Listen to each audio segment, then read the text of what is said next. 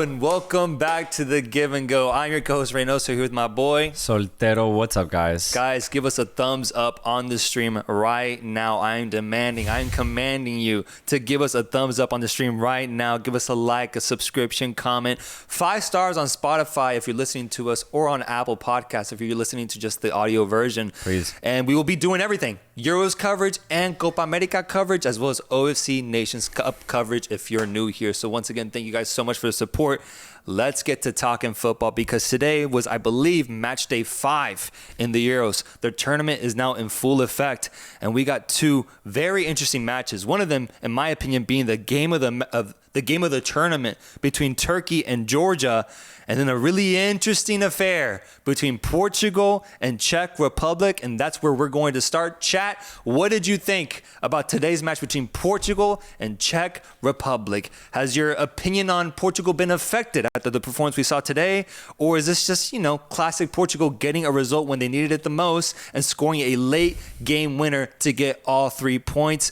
Czech Republic completely in despair after losing the lead, and at one point almost having all 3 points, end up getting nil out of this match. Harsh for the Czech Republic. My heart's out to all the Czechia fans out there, man. But it was Francisco Conceição, the Porto product, comes on late into the match and saves Portugal from a very embarrassing start to this tournament. That's my whole take on this game. This was embarrassing for Portugal, even though they come out with a win, which they desperately needed considering how this match was going. So much went wrong for Portugal in this match, and I don't even know where to start, bro. I mean, let's just start with the performances in general. Bruno Fernandes was terrible today. Bernardo Silva was horrendous today. He played today? Yeah. Oh shit, dude. No, and then the guy who I thought would have some sort of a good start to this tournament, Rafael Leao, could not get past Soufal, no matter how many times he tried. And then even his commitment seemed lazy. He didn't seem inspired to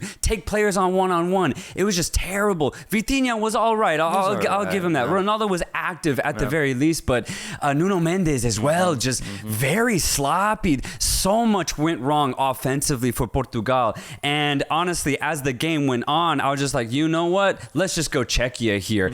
Let them get the result, because their defense was so stubborn, so resolute. Going into the second half, I was like, let's just go Czechia. No, you have to. They were doing so well on the defensive end. And it was a beautiful, amazing moment when Provode scored an absolute world. The goal catalog that we have so far in the Euros has been ridiculous, but him scoring that goal was so deserved. It was like only their second offensive opportunity of the whole match, but that was their game plan, and it worked with a clinical finish from outside the box. What a beautiful goal. But dude, this whole match, all 90 minutes, I was just picturing the groans and all those Portuguese bars. I cannot imagine how frustrated Portugal fans must have been, because so many plays went dead time after time off of just really lazy passes or really bad reads and bad decisions. It had me so mad at this team overall. And I think Rafael Leao, his first half exemplifies that, bro. That guy had me pissed, bro. Screaming at the fucking TV with his performance today. Didn't see him at all in that second half. And then overall, this Portugal team, Martinez ball, makes me want to off myself, bro. My goodness. What I saw today was so disappointing. So I'm fully with you, bro. I'm ultimately disappointed that Czech Republic didn't get a single point out of this game, because at the very least, they deserved one. Yeah, and I want to keep criticizing Portugal here. I'm not done with them, because you're right. The Martinez decisions today, I thought, was just so wrong. We can start with the squad selection first off. Playing with a back 3, I get it, but you're playing against Czechia. No disrespect. Just have more width. João Cancelo and Nuno Mendes didn't know when to go up. They didn't know when to track back. They looked lost out there. And then only having a front 2 with Ronaldo and Rafael Leao, Bernardo Silva and Bruno Fernandes didn't know when to join them and provide width for Portugal going forward. So it was just really weird offensive scheme for Portugal. It didn't work. And then the subs. Where were the subs, man? He waited, 20 minutes into the second half to bring on somebody? Yeah. And it was clear that Portugal needed something else going forward, but he just waited so long. And then there were subs in the 90th minute. I just don't know what was going on for Roberto Martinez in general in this match. I think he got it pretty much all wrong from the beginning. Yeah, he got away with that 89th minute sub with Conceição being the one scoring the game winner, so I'll give him that. But everything else, bringing on Jota and then Inacio, I thought was really interesting. No Joao Felix in this game. And overall, just looking at the players one by one, bro, like, what even are their roles on this team, bro? Like, what is Bruno Fernandes supposed to do? I need to see him way more on the ball because he has that creative ability, the ability to send in a really good ball if needed. Sometimes he can be wasteful, but you got to give him his opportunities. He wasn't on the ball nearly enough for my liking. And you can say the exact same thing about Bernardo Silva, man. Yeah. The one time he had an opportunity was in the box when he was like wide open, and then it seemed like he just hadn't gotten the ball in the whole match, so he was like questionable about what to do. He seemed really rusty playing today. And then Rafael Leao, his usage in the first half really pissed me off. I'm so confused as to what the roles are on this team because Czech Republic, you can tell what their roles are, bro. Like, these guys knew before the game started what they're going to do out on that pitch. And it almost worked, man. It almost worked. Let's look at the chat. Let's see what you guys are saying. What did you guys think about the Portugal versus Czech Republic match? Cam says, I'm telling you, this coach is not it. Why'd they hire him to waste this talent of this generation? It's an interesting topic because Roberto Martinez is famously known for his management of the Belgian generation that we saw considered golden and how he ultimately underwhelmed with them. It's interesting that that's the guy they ended up going with Portugal. They were looking good going into this tournament, but after today, a lot more questionable. But that's the problem with Portugal, right? We talk about Belgium having a curse when it comes to major tournaments.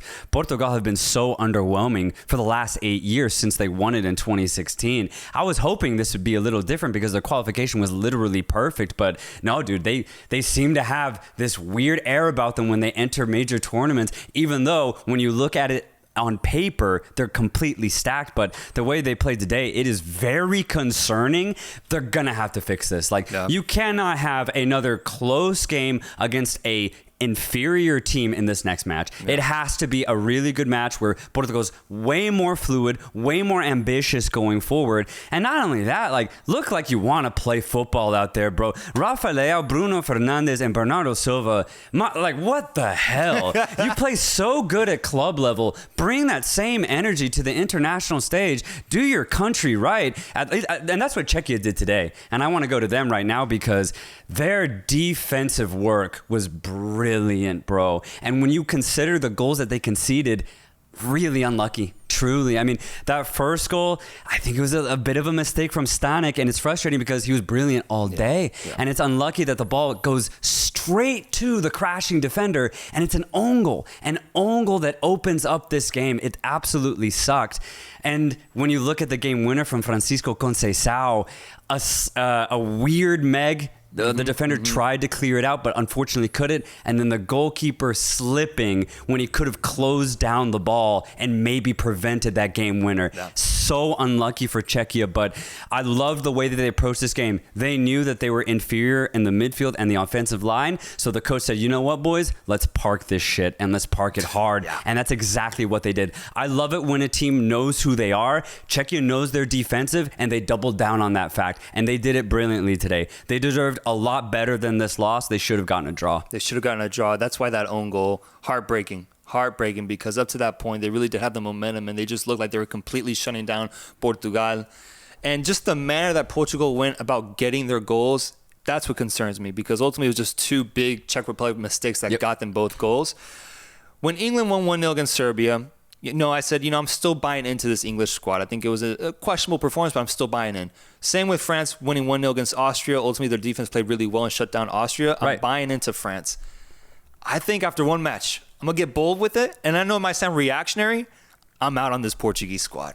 On this Portuguese squad, man. Bro, I have the same takeaway. Seriously. Now, we've criticized a bit of England, a bit of France, but ultimately, I was actually still impressed with portions of England's and France's performance, so much so that I'm still in on them. I'm with you, though. After this game, I don't know if Portugal can do it in a round of 16, a quarterfinal stage. I'm scared. They're going to have to completely change everything about this performance. I already talked about the mentality, the approach, the squad selection. A lot is going to have to change for Portugal, especially when you compare it to France and England. It's just way more that's going to have to change for Portugal. I need to see a completely contrasting opposite type performance in the second round and third round to be proven wrong. But guys in the chat, we're gonna make a poll. Are you in or out on this Portuguese side? I didn't know where you guys stand because I'm seeing a little bit of a debates in the chat in terms of where you guys think about this Portuguese team, because what someone pointed out, in 2016 they drew all their games going to the final.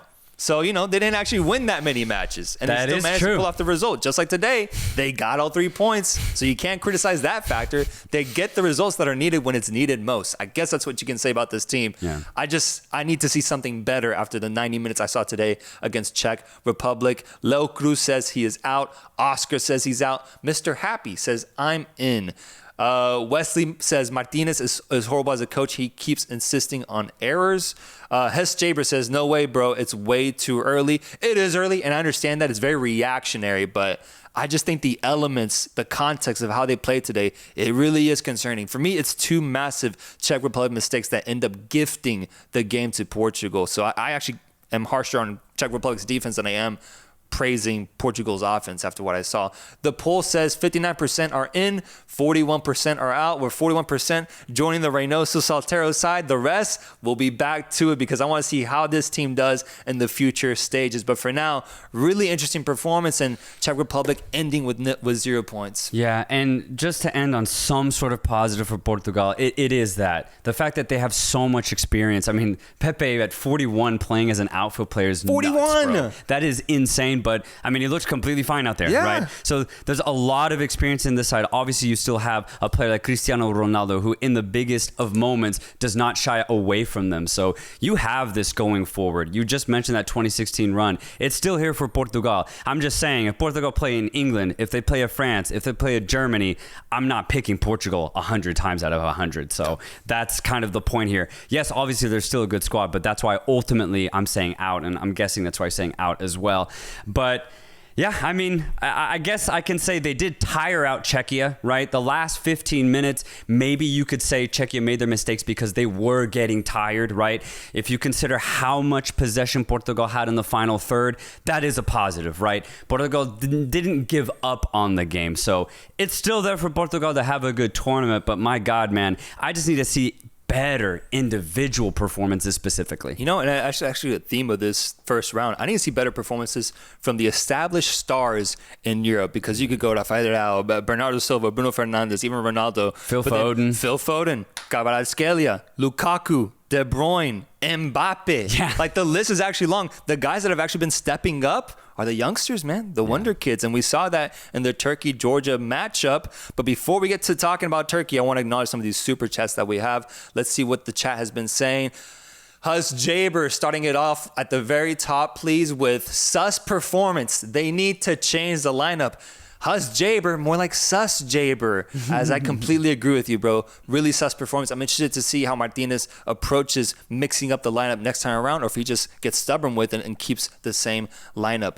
Danny Trifoy says, I really think Czech lost composure the last 15 minutes. Completely agree. Yeah. And Czech Republic lost the game more than Portugal won. 100%. I agree. 100%, man. 100%. Hus Jaber, welcome to support the Give and Go. Thank you, my Hus. friend. Thank you, brother. And guys, make sure to send us any chats that you have. If you want to send us a super chat and support the show, they are always welcome. Thumbs up on the stream, because we're about to talk about Turkey versus Georgia. Thumbs up on the stream. Chat, let me know, what did you think about Turkey versus Georgia? My God. To me, this was the game of the tournament. I had chills throughout this entire match, and even afterwards, the buzz I had me so happy, bro, because this game encapsulates the beauty of international football, man, with Turkey ending up winning 3-1. But, wonder goals from the fullback Muller, I believe is how you say it, and then Arda Güler with the goal of the tournament. Man. Oh, my God. And then Georgia fighting back, clawing back into the game, responding after going down 1-0, and then going for it at the very end, hitting the post, and then forcing one of the Turkish defenders to have a goal line save. And then on that corner kick, Mamardashvili going all the way up to get a goal. And then that's when Turkey finishes the game off on an incredible atmosphere. And I believe Leipzig or Dortmund Stadium? It was Dortmund's. It was Dortmund. Dortmund Stadium.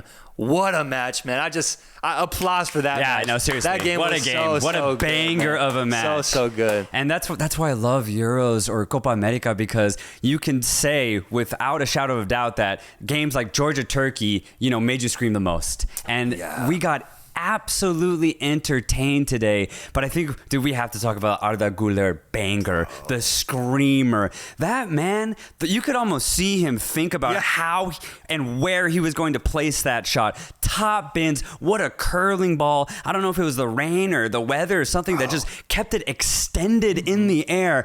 Mamardashvili sees it all the way, but he can't get close to it, bro. It's one of the best shots I've seen in a long time. And what I love about that moment is that for Arda Güler, had a massive injury this season with Real Madrid, so never really saw the pitch, but he gets healthy. He's ready to represent his country for Turkey. And not only that, there's pressure on him to perform because of his age, because of the potential talent that he possesses. And he takes the moment completely, bro.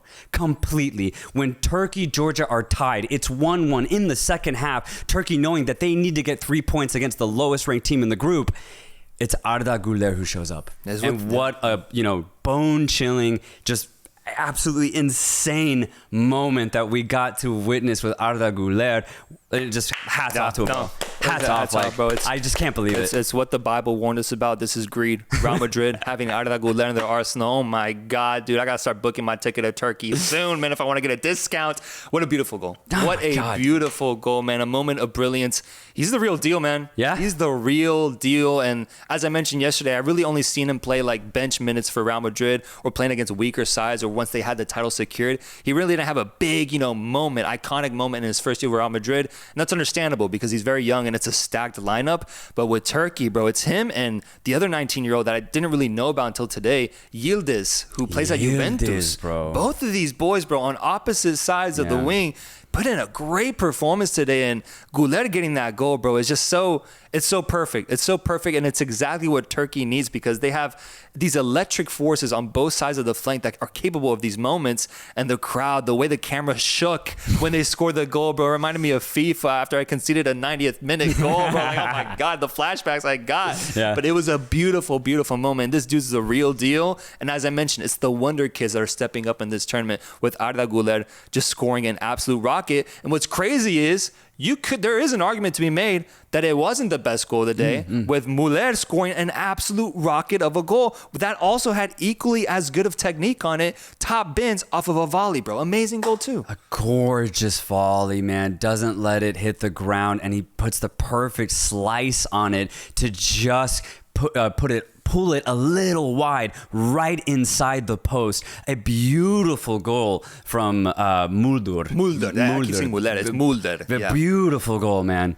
But for Turkey in general, I love the way that they started this game and obviously the way that they ended it. The way that they approach the game is really interesting.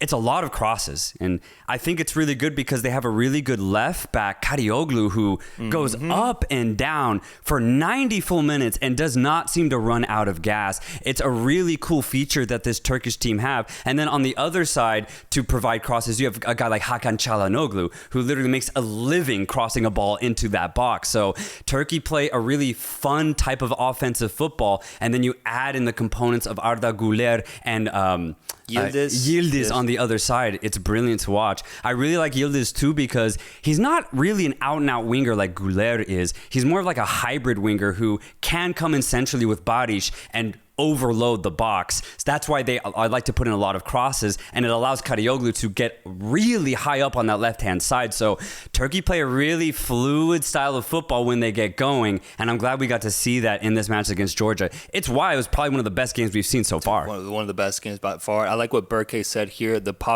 major Pavard vibes on that Müller goal, referencing the Pavard goal against Argentina in 2018. That was very similar. Took it on the volley, put a nice, beautiful spin on it, hang it up in the Louvre type of goal. That's exactly what I thought when I saw that goal. So I agree with you, my friend. But as for Turkey, I mean, the thing is, it wasn't an easy game, though. Nope. It was not an easy game because for as much momentum as they had, for as much support they had in the stadium, Georgia gave it everything they had, man. And that's what made this game fascinating, bro, because at one point, it almost seemed like Georgia was down 2-0 until thankfully VAR disallowed a goal off of a really close play. Really close. I think it was just a toe offside, but it was the right call. Yeah.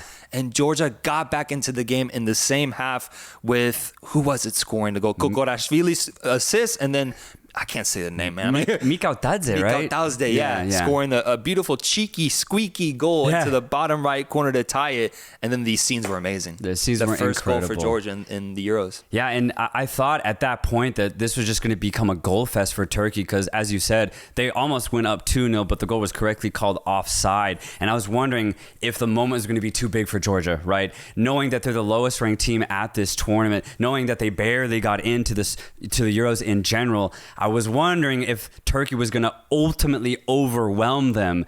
But when they got back into the game, Georgia looked absolutely fine. They settled down really well. Once they got the equalizer, you could actually say for a large portion of that second half, it was actually Georgia who had the better portion of the match, specifically in that second half, because once they started combining, bro, their ideas. And we kind of knew this going into this match. Georgia have a lot of dynamicism in that midfield, especially when you have a player like Kochorashvili to link up with Kvaratskhelia or Mikal Tadze, and Chivikadze, I forget the number 10, probably butchering his name. That dude's involved a lot. I just remember seeing the number. So involved, and there's just a lot of movement when Georgia get going, and we really got to see Georgia's best in that second half. But bro, the way that this game ended after Goulet scored 2-1, Kochorashvili rattling the crossbar after a dirty flick to get it over the Turkish defender. My God, what a moment. And then later on, it was Kochorashvili again colliding with Mikal Tadze, just miscommunication, and they both put each other off. The ball goes wide. And then in stoppage time, last chance. That crazy chance, ultimately a Turkish defender's head gets in the way off of a bobbling shot. Georgia unlucky. Let's be completely honest. Turkey played a great game, but Georgia deserved the draw in this match. Turkey, honestly, I don't think did enough to win it. I'll be honest. Yeah, I mean, 3-1 looks way different than what the match actually was. This should have been 2-2. Should have been 2-2. Should have been 2-2, and both sides would have left this game happy, I think, because of the performance that we saw from both sides. But that post, man, that set piece, I think it was from Cavaradona, hitting the post and then rebounding and then the crazy goal line save. It's football at its finest, but it's also football at its cruelest, man. Cruel, man, for Georgia to not get a point out of this match. But then that brings me to the next question that I want to ask the chat here is, where do we stand on Turkey as a dark horse? Because let's take some things into account. I'm hearing this word thrown around a lot now regarding Turkey, in the sense that a lot of people feel they finally arrived, because they're always claimed to be a dark horse, but they disappoint. But this time around, starting off the tournament like this is really good, but they did face off against Georgia. Yeah. One of the weaker teams, if not the weakest team in the Euros, at least by FIFA ranking. And they did end up winning, but they went toe-to-toe with Georgia at one point. Do you guys consider, and we'll do a poll for this one, do you consider Turkey a dark horse, or do you need to see more from them in the second round and third round? Because right now, I'm hesitant to give them that title, because ultimately it's the fact they faced off against Georgia that leaves me a little bit confused. And their defense got opened up not once or twice, several times in this match. If you think that Turkey are going to play France or a team of that caliber if in the round of 16, there is no way Turkey win that game. They might get a goal or two, but with this defense that they showed today, they're going to concede 3 or 4. So I think to be considered a dark horse, you have to be way more balanced as a team. Turkey have a fun offense, but I just don't trust their defense. Yeah, I completely agree. It looks like most people are saying no for now. 60% no, 41% yes. Oscar says yes. Adrian says, I hope Romania is going to be the dark horse. They definitely could be. Suyog says Austria is the dark horse. That definitely is still in the works as well. Michael Talks Football says Georgia-Turkey was pure football. Insane game. I can hear my boy Michael saying that right now, dude. Insane game. Absolutely loved it. And I'm interested to see your reaction. Guys, go subscribe to Michael Talks Football. That is our boy right there covering this tournament. Yeah, I think I ultimately do agree with the chat. I'm gonna say I need just a little bit more from Turkey to consider them dark horses. But beyond that, I'm sure the Turkish fans aren't worried about that title because they're worried about the fact that they just got 3 points and they did it in stunning fashion. Yeah. With once again the goal of the tournament, Arda Güler. What a highlight, bro! And they were looking to score bangers this whole game, bro. Because before any goals were scored, it was Khan who had a missile drive into the left post and then almost go in. Yeah. They were looking for trouble today, man. Yeah. Looking for trouble. That is true. They almost manifested 2 bangers because if you think about it, it's just 2 crazy goals is the reason why Turkey won this match. It's not like they cut apart the Georgian defense. It took pure magic for Turkey to win this match. They manifested it, though. I truly do believe that. The Turkish support was absolutely incredible, constantly jeering at Georgia. Unfortunately, they were just outnumbered. But once again, I mean, you consider that this is Georgia's debut at a major tournament. Dude, I would be so proud if I was Georgian. Like, I would start crying after the match because the way that they played with zero fear and pure offensive ambition, I could not have asked for a better performance from a team that has never played on the big stage. For real, I'm sure Atlanta's losing their mind right now, bro, with Georgia. It's just European, bro. Stayed in the U.S. Do you ultimately, because we do match ratings on the show and we rarely give out 10s, is this a 10? I would give it a 10 if Georgia completed the comeback. Yeah. I would have given it 9.5? I'll give it a 9. Damn, a solid 9. 9.3? 9. 2. 9.2. 9.0, bro. Chat, let me know. Is this a 10 out of 10? 9.5, 9? Let us know. But it does lead me to the first overall award that we give on our daily live streams. The first award will be Game of the Day. This is an easy one. Really easy. Obviously, this is the game of the day. Oh, yeah. No, this is the game of the day. Match for of sure. the day goes to Turkey versus Georgia. Y'all like that title card? That's new. Shout out to that. It has to go to them. But then let's move on to the next one then, which is the performance of the day. It has to be Güler. It has to be. It's a ridiculous shot from 27 yards out or however far it was. The trajectory that ball was on was ridiculous. And the fact that it ultimately was the game winner, Turkey couldn't find other ways to score. It has to be Güler. He also had great combination throughout the entire match. And when you look at the Portugal-Czechia game, I just don't know if you can give anything to that match when it comes to best performers. So for me, it has to be Güler, no question. I think it's unanimous. It has to be. I think it's unanimous. Arda Güler is the winner of the performance of the day, and it looks like the chat completely agrees as well. Last award has to go to the man of the match as well. Goal of the day. Oh, yeah. Goal of the day. Yeah, 100%. Yeah, Güler. I think there's a close second with Muller. It's close. But I think I do value Güler. It was just so far it was from damn, I can't talk. God damn. No, it was so far out. Thank you. And it was the angle was beautiful to watch the ball fly.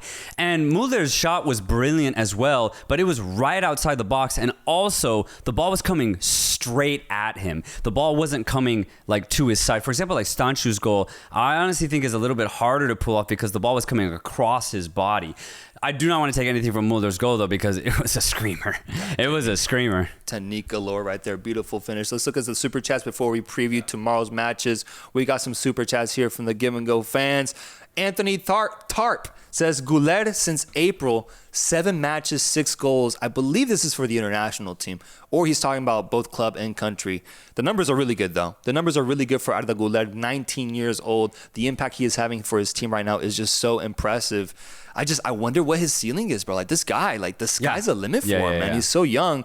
And I like that he can strike the ball like that, but he also seems to be quite a playmaker because he was sending in some dangerous crosses today. He just couldn't get that final product, but his ideas are there, and he seems to be really comfortable on a big stage like this. Yeah, I'll be really interested to see his impact at Madrid this coming season. If he plays like this, he for sure will be an impactful player for this next season. It'll be fun to watch. A1 Midnight says, I love Ronaldo, but he'll need to start shooting more before waiting for an aerial ball. I just think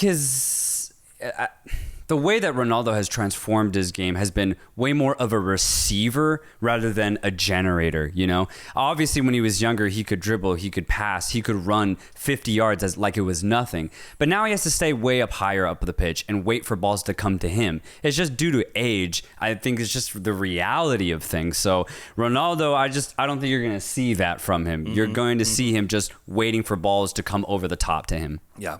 The Hitman says Portugal deserved the win despite slow as fuck. Czechia didn't come to play, only defend. I disagree. I disagree because Portugal didn't generate anything, man. Like, if you look at the chances that weren't the goals, which were mistakes, they didn't generate anything, bro. Like, not a dangerous opportunity where you were like, oh, that should have been a goal. I think they just got lucky with Czech Republic ultimately either getting tired out or making bad defensive mistakes. And I think that's kind of it, man. Like, they got a little lucky. I think they got lucky to get this one. I think they got really lucky. Obviously, you can say they deserved it because they had 75% ball possession. That takes some skill, clearly. But for Czechia, I think it's harsh to say that they didn't come to play because you can have so many different styles to approach a game of football. That's why I love the sport. Czechia know what they have. They decided to come out to defend only. And it worked. They got a goal. It was 1-0 to Czechia at a certain point in time. That's a plan executed very well. So my hat's off to Czechia. Yes, Portugal did get the win, though. If you get a street fight with a fucking Goliath figure, you're going to go into a fight very defensive. Oh, yeah, exactly. All right? And he's just born that way. And that's how it goes for Portugal, man. They were just born more talented when it comes to football. Czech Republic did the absolute most they could to keep it level, and it almost worked out. Lastly, Ant says, Reynoso, you're not getting away. I said it looks like Reynoso's hairline is on its way to Turkey. Keep it up, fellas. Copa America is on the way. Yes, sir. I ain't scared. I'm not worried at all, actually. I expected Turkey to get this result. I still think they're going to face off against France in the round of 16, and things will get taken care of. And even if they don't, I think things will get taken care of. So I'm not even worried in the slightest. Ultimately, it's Georgia, a team we projected to get fourth place in this group. True. That's why I'm not worried yet.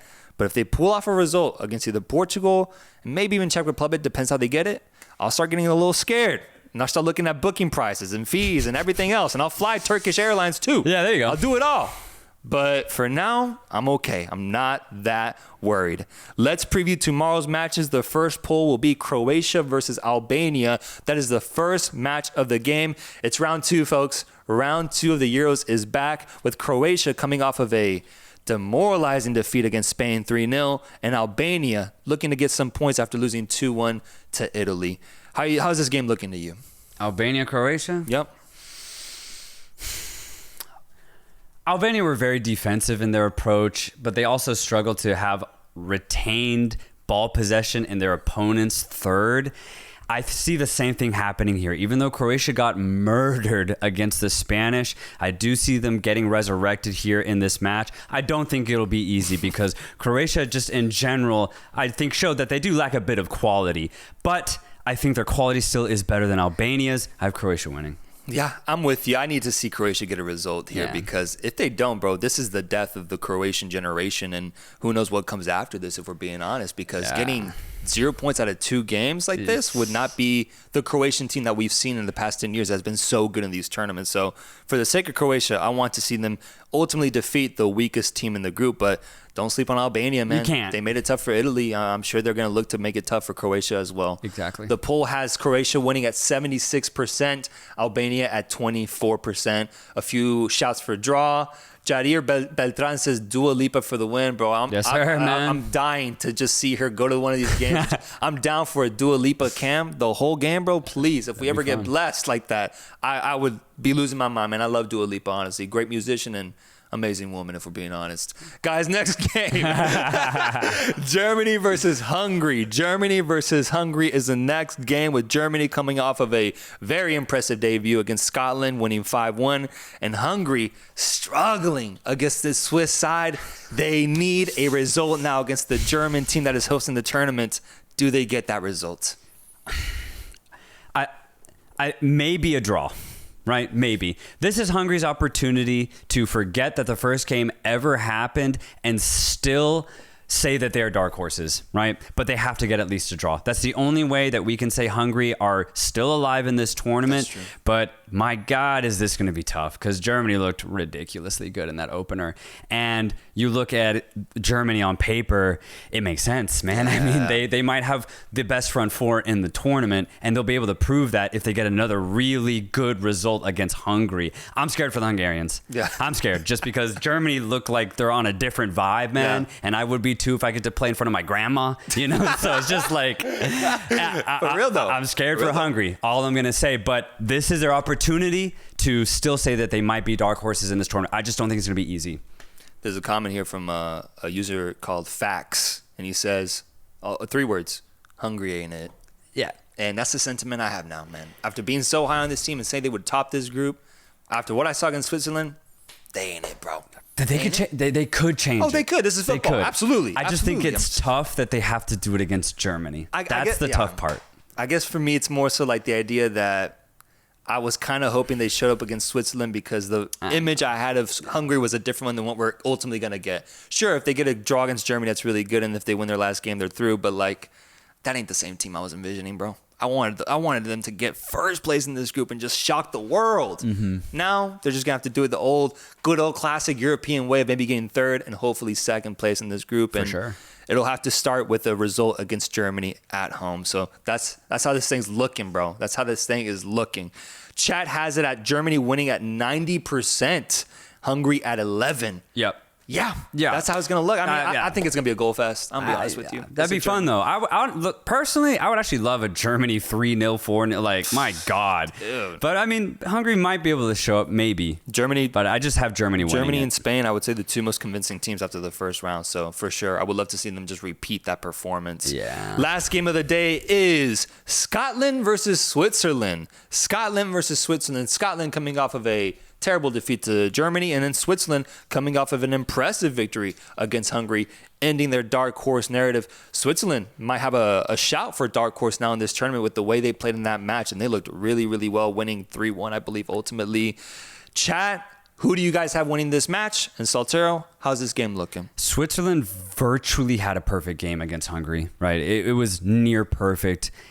I need to see the same thing. If they come out here, play the exact same way against Scotland, where they smother the midfield, dominate possession, and then physically are very imposing on the offensive end of things, they will beat Scotland. And I need to see exactly that because I want them to be the dark horses of this tournament. The way that they played against Hungary, I think they proved that, hey, we got talent. Not only do we have talent, but we are incredibly organized. I think they can do the same thing. But for Scotland, I mean, they did have a red card against Germany, right, for an entire half. You take that into consideration. Maybe that's why you could say that they, conceded 5 goals.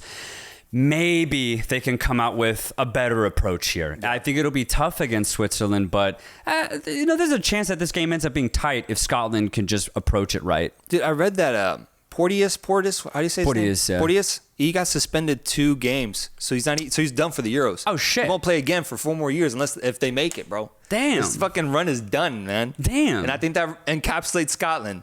I think they're done, dude. Damn, that sucks. They're done, man. It's over for them. 0 points in this group. Type vibe, type energy. Yeah. I think Switzerland has to continue this momentum because if they don't, then it's the Switzerland of old, man. The Switzerland that I just ultimately don't trust in these competitive matches. But if they get a result here, they secure second place, and they're looking like dark horses for the tournament. So it's time Switzerland shows up, and I predict they're going to end up winning this game, just as the chat does ultimately with the poll. 82% says Switzerland will win this match. 18% says Scotland will win it. Denzel says, or Denise says, logic says Switzerland, heart says Scotland. Cam says, I saw a funny one. Go up for a second. Right there. David Red Devil says, Scotland bounce back. Y'all ain't ready for an angry McTominay.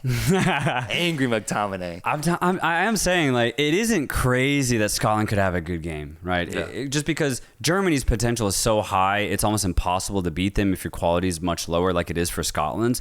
But Switzerland, Switzerland are not Germany. So if you just take that simple fact into consideration, there is a chance for Scotland. I just hope it doesn't happen, though, because I need Switzerland to be on it this tournament. Yeah, I agree. Let's look at the final super chats here before we go out. We have El Rey Velez saying, "Sup, guys? Are you guys going live after all the games or live after the Euro games and live after the Copa America games?"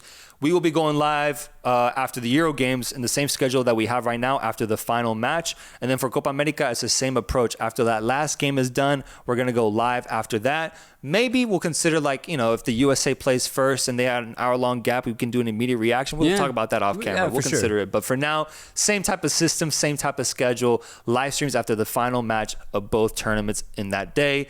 The Hitman says, overrated Croatia is going home. Praying on the Croatian demise. I would love to see the scenes of that, man. I'm not going to lie. That would be crazy. I just think it's tough to ask Albania to score a lot of goals. And Croatia don't have a terrible defense. I just think Spain was that good. Yeah, no, Spain is good. Spain is really good. Ant says, I think we'd all love a give and go watch along. Absolutely, guys. We're trying to figure it out. It's a technical thing for us because we want it to look really good as this show looks already. And so we're trying to figure out a solution for that. Can't make promises right now. I know I said earlier that we would try to figure it out, but for now, we're trying to figure it out. We'll see if we can make it happen, but for sure, watch-alongs would be super dope. Yeah, it's just tough, guys, because of all copyright, obviously. We can't get any audio in, so it's tough to get our setup just right. You know, it's easier if you have like a webcam type of setup because you can just have headphones on and then you can just talk into a mic. But for us, you know, we like to have a whole basically studio setup for a watch along, but we just don't know if that's going to be able to happen this summer. Yeah, guys. It's just tough. Well, we'll stay put. We'll try to figure it out. For now, guys, thank you so much for watching the stream. Thumbs up in the chat. Thumbs up everywhere. Subscribe. And let us know what you thought about today's matches on your way out. Thank you guys so much. We'll be back tomorrow to recap all 3 matches in the Euros. Sir. Till next time, guys. Peace. Peace.